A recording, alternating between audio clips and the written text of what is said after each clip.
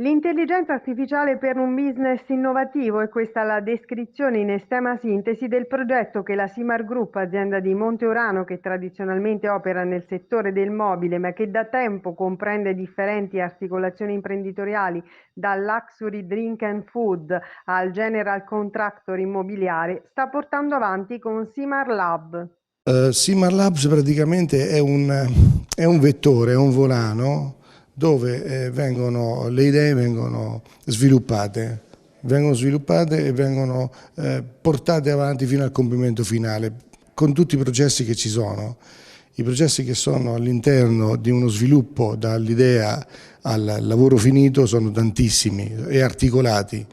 E proprio alla Simar Lab è stato dedicato un meeting voluto dal presidente di Simar Group Marco Valle presso la sede aziendale di via Primo Maggio 8 a Monteurano, in cui le varie componenti del progetto di ricerca si sono incontrate e confrontate in presenza e qualcuno in video call per discutere di intelligenza artificiale applicata all'arredamento, all'automotive e alla medicina.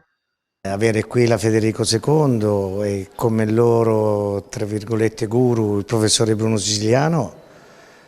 fa solo che alla Regione Marche e alla provincia di Fermo fa solo che onore. Il progetto è quello di portare l'intelligenza artificiale sulle case, sulle home, portare l'intelligenza artificiale nella sanità,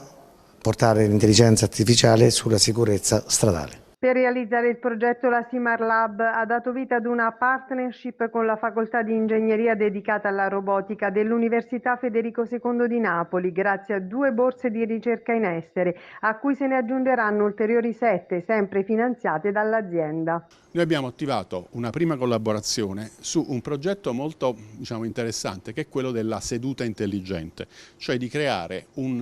pensiamo a una poltrona, un divano, ma non necessariamente nella casa, perché di seduta può esserci anche una seduta di una persona a un posto di lavoro, potrebbe essere l'autista di un bus, di un pullman, no?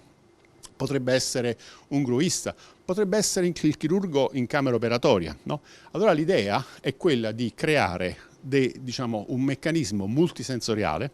che in tempo reale riveli i parametri,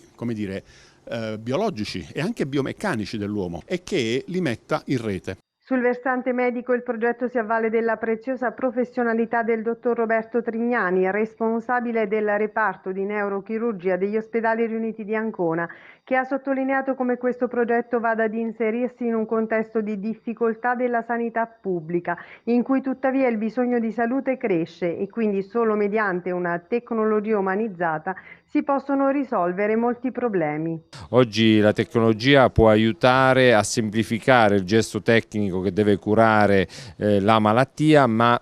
tiene anche conto di tutta la parte umana che c'è dietro la malattia. Quindi quello che oggi si cerca di vedere, andare oltre, e pensare a un ospedale fisico che si occupa della parte tecnica centrale della cura della malattia e cercare di organizzare